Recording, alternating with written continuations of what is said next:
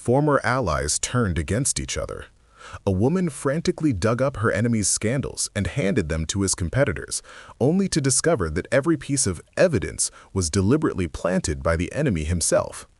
The endless twists made the story increasingly dangerous and suspenseful. Not long ago, the director used a photo as proof that Yura had been murdered, threatening Jojun and forcing him to hand over the company. The director revealed that Tara was number 50, the one who killed Jesus' father, and that the person who erased Tara's identity was Jojun. Because Yura discovered Tara's secret, Jojun silenced her. As soon as the director finished speaking, Jojun's expression changed. He cautiously asked whether Tara knew any of this. The director bluntly replied that of course she didn't. He would never easily play such a trump card. If the two of them decided to cooperate, however, the director had one request. Jojun had to return Mayor Cho to him. After all, a hunting dog that belongs to him should be personally trained. Jojun did not respond immediately. After meeting Jojun, the director returned to her room. Before she could even enter, someone suddenly grabbed her collar violently. It was Tara. Tara demanded to know why the director had never told her that her younger brother was still alive. Before the director could answer, the bodyguard rushed in and rescued her, even affectionately calling her Mother. Tara was shocked. The bodyguard had clearly been brainwashed to an extreme degree. The director did not make things difficult for Tara. Instead, she ordered the bodyguard to bandage Tara's injured shoulder. Afterward, the director dismissed the bodyguard and spoke about the past. After Tara had been hit by a car and lost a leg, it was the director who took her in, treated her carefully, and brought her under her command. Tara mocked the director for her hypocrisy. After all, it was the director who arranged for the bodyguard to be hit by a car in the first place. The director immediately denied it, claiming the accident was Mayor Cho's personal action and had nothing to do with her. She then comforted Tara, saying they were all on the same boat. If what happened 15 years ago were exposed, the one in the greatest danger would be the bodyguard. If Tara wanted to protect him, she should be more cooperative. Because of those words, Tara endured it. No matter what, she wanted to protect him. When the bodyguard escorted Tara home, she kept apologizing to him. She admitted that after falling off a cliff years ago, she lost her memory, which is why she never returned to Han Yute's psychiatric hospital to look for him. Tara said she had never abandoned him and urged him to leave the director. However, the bodyguard reacted violently and forbade her from speaking ill of the director behind her back. At that moment, Jojun, standing on the second floor, overheard the siblings' conversation. Before going to sleep, Jojun told Tara that he planned to completely replace his staff, including the bodyguard. Tara panicked and asked to keep the current bodyguard. Jojun's expression turned subtle, but he smiled and agreed to her request. Meanwhile, Jojun and Jesus rescued a client from a building. Jojun mentioned that when he arrived, he saw Tara on the rooftop. He analyzed that if the director had kidnapped the client, Tara's presence at the scene suggested some kind of connection between them. Jojun tightly held Jesus' hand, expressing his determination to trust Jesus. Even if the whole world abandoned Jesus, he would stay by her side. Over the past few days, Achan had been working day and night in the special laboratory. He instructed Dr. Liang that no one except himself was allowed into the lab.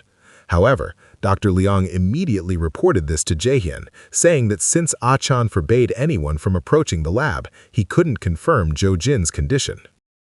Jojun refused to give up and ordered Dr. Liang to find a way. He had to determine Jojun's status. If Jojun woke up, it would mean the USB drive containing the research results was in Achan's possession.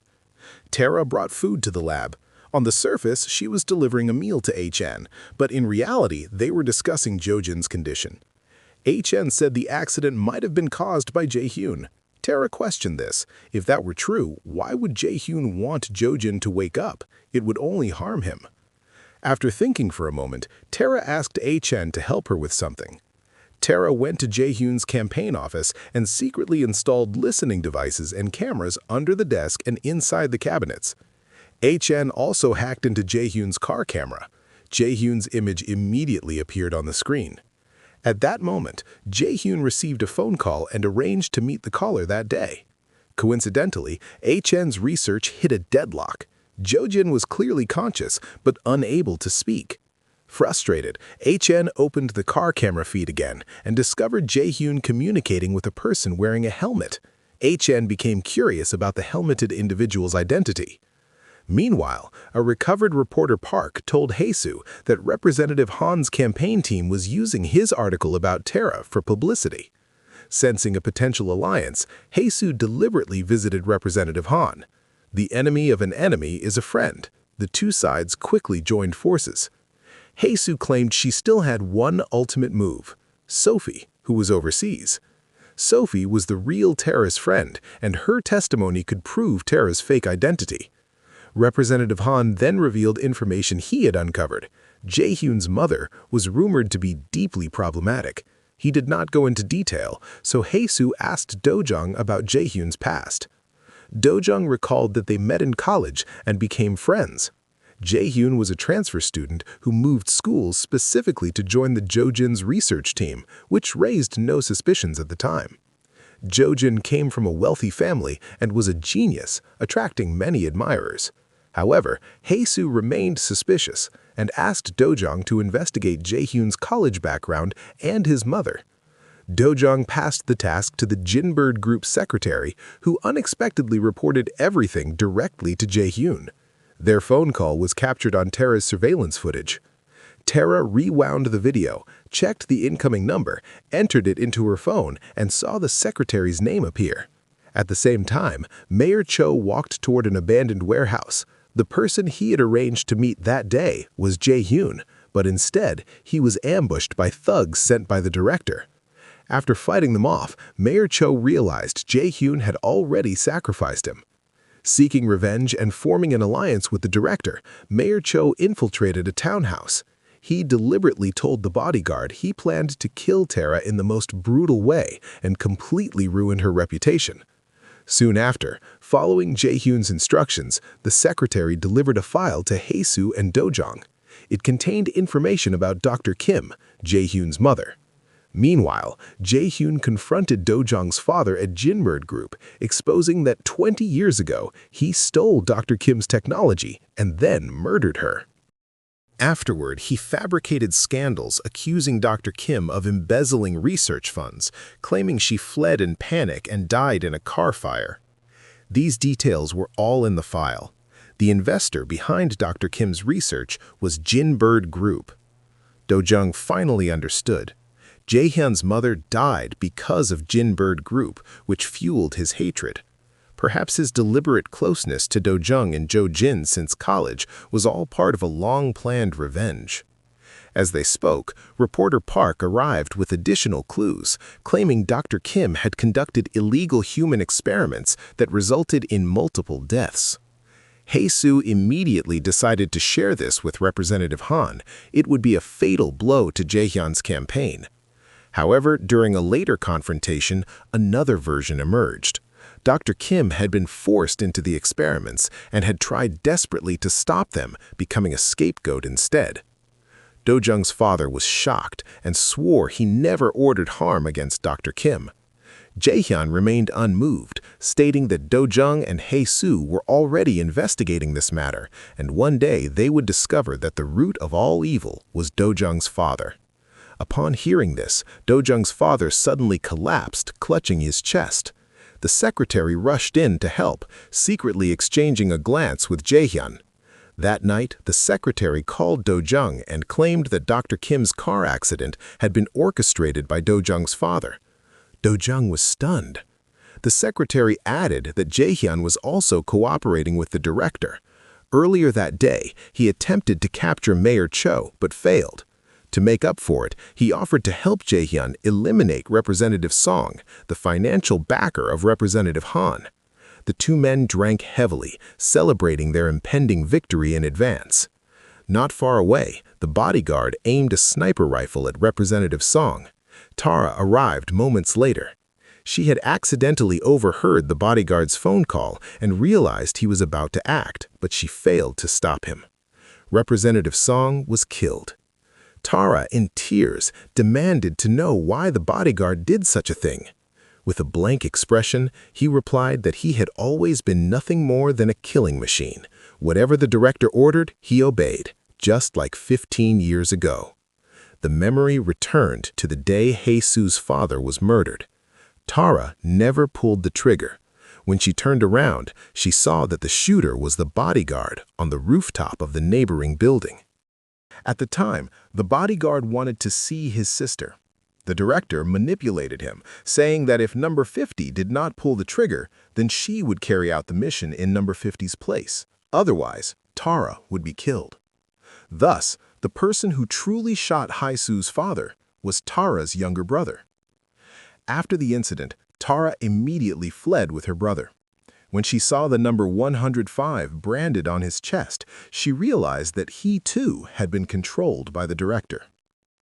During their escape, her brother fell in the middle of the road as a car sped straight toward him. Back in the present, the bodyguard tells Tara that whether in the past or now, a tragic life of killing is his fate. Tara hugs her brother, hoping he can forget everything and start over. The bodyguard asks Tara in return whether she could abandon everything she has now, her husband, her child, and live only for him. Tara hesitates, and from her reaction, the bodyguard understands her answer.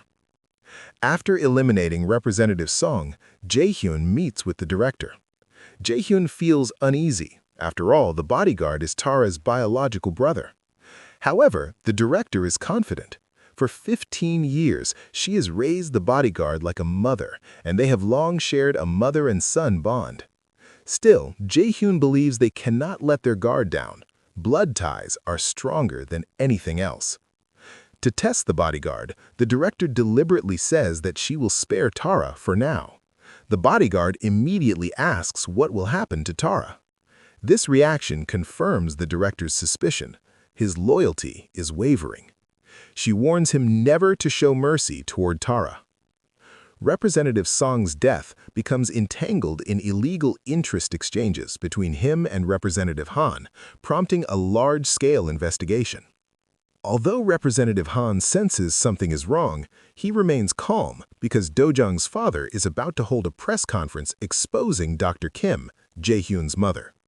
As long as the public focuses on Dr. Kim's alleged human experiments, attention will shift away from Representative Han's own scandals. However, to everyone's surprise, at the press conference, Do-jung's father does not mention Dr. Kim's experiments at all.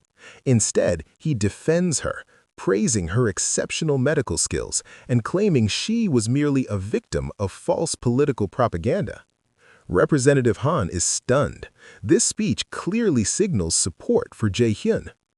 Do-jung and Hae-soo are equally shocked. They begin to suspect Do-jung's father has allied himself with Jae-hyun. Earlier, Do-jung learned from the Jinbird secretary that his father had ordered the secretary to kill Dr. Kim. Now he suspects Jae-hyun holds leverage over his father, forcing him to comply. The reality is grim. If Jae-hyun becomes president, Jinbird Group will be completely destroyed. Additionally, Jojun's mother has been secretly purchasing company shares in Jojun's name for years. She cannot allow the company to fall into Jae-hyun and his mother's hands. Do-jung's father urges his son to immediately take over the group and hands him a file, a slush fund prepared over many years, enough to control Jinbird entirely. He also advises Do-jung to end his marriage with Hae-soo, claiming it is doomed to fail. But Do-jung cannot let go of Hae-soo. He insists on staying with her until the end. After Do-jung leaves, his father mutters to himself that the reason he dislikes his daughter-in-law is because Hae-soo increasingly resembles her father, someone he fears and dares not manipulate. Meanwhile, Ah-chan spots Jae-hyun through surveillance footage, speaking with a man wearing a skull helmet through a car window. He shares this discovery with Tara. Tara recalls that Hae-soo once mentioned the person who mailed the photo of number 50 was also wearing a skull helmet. Tara begins to suspect that Jae-hyun is the mastermind behind everything. Reporter Park continues investigating the buyers of the sapphire. One identity cannot be verified: Jang Jack, who purchased the gemstone under the name Jack Company. Upon seeing this, Jojun suddenly realizes that the company his father registered to prepare bribery funds used the abbreviation Jack. This leads him to suspect that the person who bought the sapphire and hired the assassin to kill the former president was his own father. Tara meets Achan at the lab to discuss the situation. Achan discovers that after meeting Jaehyun, the skull-helmeted man immediately went to see Dojung's father. He concludes that Jaehyun holds incriminating evidence against Dojung's father and decides to investigate the secretary first. At that moment, Jaehyun suddenly appears at the lab entrance. Tara quickly hides online. After Jaehyun briefly speaks with the two men and leaves, Tara approaches Jojun, only to find that he suddenly wakes up and grabs her hand. Tara tries to call Achan, but Jojun stops her. He insists that no one can know he has awakened. He also wants to see someone: his mother. Tara secretly brings Jojun's mother to the lab. Upon seeing her son awake, she bursts into tears and wants to take him away immediately. But Jojun insists on staying to uncover the truth. When his mother asks why he won't tell Jaehyun and Achan that he is awake, Jojun reveals the truth. They are the ones who turned him into this state. He asks his mother to look for Sujung, who disappeared after his accident. Jojun believes Sujung is the key to uncovering the truth.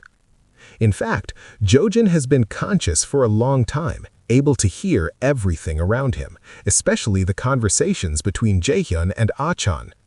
He believes Jaehyun wants to wake him solely to steal his research on the smart chip. Filled with hatred towards those who harmed him, he turned that hatred into a will to survive. Enduring intense pain, he secretly treats himself, determined to one day expose everyone responsible. Reporter Park continues investigating Jack Company and uncovers Jang Jack's passport information. He sends the data to Haesu, but Dojung intercepts the package first. When he opens it, he sees that the person is indeed his father. Conflicted, Dojung confronts his father and asks why he killed Haesu's father. His father replies that the former president intended to destroy Jinbird Group. If he had not stopped him back then, none of today's success would exist. Dojung cannot accept this.